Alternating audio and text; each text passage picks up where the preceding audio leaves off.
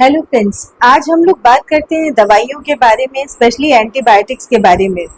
हमने अक्सर देखा है कि पेशेंट आते हैं और दवाइयों के बारे में कहते हैं कि जी आपने बहुत हाई पावर दवाई लिखी, इसलिए हमने 3 बार के बजाय 2 ही बार दवा ली, या फिर आपने जो लिखी वो ज्यादा पावर की थी तो हमने आधी टैबलेट ही खाई।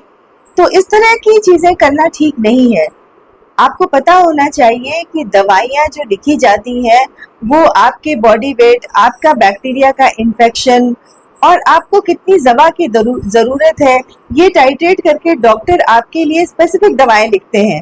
और अगर आप उतने डोज में दवाएं नहीं लेंगे तो आपके ब्लड में बैक्टीरिया से लड़ने के लिए जो दवाओं का लेवल है वो कम हो जाएगा, और हो सकता है कि अभी आपकी बीमारी सप्रेस हो जाए लेकिन बाद में बैक्टीरिया और ताकतवर होकर के वापस आए।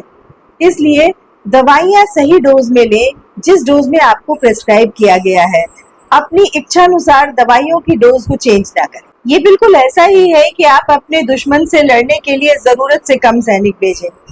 और एक बात और भी है कि दवाएं अगर आपको 2 बार खाने के लिए लिखी गई हैं, कि सुबह शाम डॉक्टर आपको कहते हैं खाने के लिए, तो कोशिश करें कि दोनों के बीच में 10 से 12 घंटे का अंतर हो।